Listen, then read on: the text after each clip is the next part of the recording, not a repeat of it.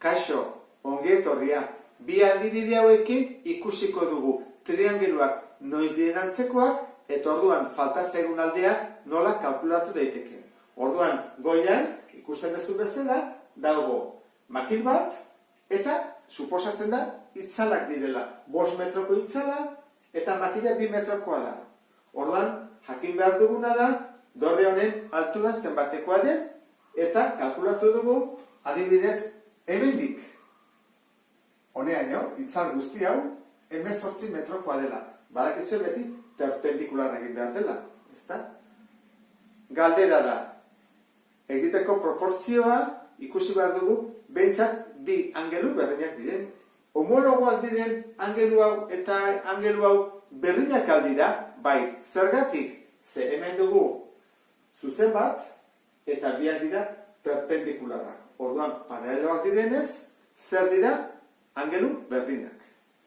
Bestetik, angelu hau eta angelu hau berdinak aldira, berdin, esan behar dugu, baiezkoa. Zergatik, izpiak paraleloak etortzen direlako. Orduan, bi angeluak berdinak baldin badira, hirugarrena ere berdina da, ondorioz, triangelu hauek antzekoak dira. Az gaitezen orduan, nola egingo dugu? Adibidez, altura, honena, isa, zati txikiaren altura, berdin, handiaren oina, zati txikiaren oina. Babin bat da, 5 isa berdin 36, eta isa berdin 36, zati 5. Zatik etengo dugu, zermana, 7 bider 5, 35, bat soberan, bina. Orduan, altura da 7,2 metro. Beste honetan, suposatzen da dagoela pertsona bat begiratzen ari dena ispilu batea eta ispilu honetatik ikusten dut dorrea. Zer esan nahi du?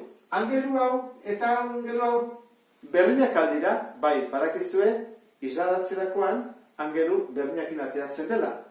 Bestetik, angelu hau eta angelu hau ere berdinak dira. Horrek esan nahi du triangelu hau eta triangelu txikia zer dira? Antzekoa. Beraz, erabili dezakegu proportzioa. Berdin jarriko dugu eta has gaitezen altura. Zati bere altura, berdin oina handiarena, zati txikiarena. Bueno, bat, isa zati bat da isa. Eta 22 zati lau, 5 erdi. Beraz, altura da 5,5 metrokoa. Eta adibide honekin, bukatu dugu. Pentsatzen dut, ulertu dezula, eta beste bat arte, ondo izan. Agur!